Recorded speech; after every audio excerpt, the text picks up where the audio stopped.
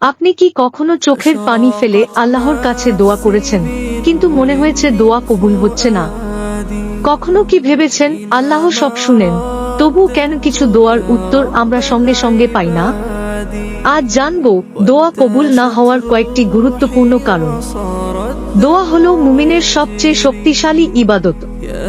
আল্লাহ তাআলা বলেন, তোমরা আমাকে ডাকো, আমি তোমাদের ডাকে সাড়া দেব। সূরা গাফির 60। তাহলে সমস্যা কোথায়? রাসূল এক ব্যক্তির কথা বলেছেন, যে দীর্ঘ সফরে ক্লান্ত অবস্থায় হাত তুলে দোয়া করছিল, কিন্তু তার খাবার, পানীয় ও উপার্জন ছিল হারাম। তখন রাসূল বলেন, তার দোয়া কিভাবে কবুল হবে? সহিহ মুসলিম। অর্থাৎ হারাম উপার্জন দোয়া কবুলের বড় বাধা। আরেকটি কারণ হলো তাড়াহুড়া করা। সহিহ বুখারী ও মুসলিমে এসেছে, বান্দা যদি বলে, আমি তো অনেক দোয়া করেছি কিন্তু কবুল হলো না, তখন সে হতাশ হয়ে দোয়া ছেড়ে দেয়। এটি দোয়া কবুলের পথে বাধা হয়ে দাঁড়ায়।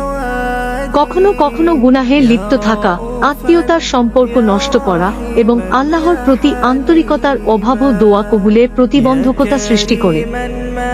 যখনই মনে হবে দোয়া কবুল হচ্ছে না, তখন হতাশ না হয়ে আল্লাহর প্রতি বিশ্বাস আরো দৃঢ় করুন। কারণ আল্লাহ তার বান্দার কান্না, কষ্ট এবং প্রতিটি শব্দ শুনছেন। হে আল্লাহ, আমাদের দোয়াগুলো কবুল করুন, আমাদের গুনাহগুলো ক্ষমা করুন, হালাল রিজিক দান করুন এবং আপনার প্রতি অটুট ভরসা রাখার তৌফিক দিন। আমিন। ভিডিওটি ভালো লাগলে লাইক, শেয়ার ও ফলো করতে ভুলবেন না। আল্লাহ আমাদের সবাইকে সঠিক পথে চলার তৌফিক দান করুন। আমিন।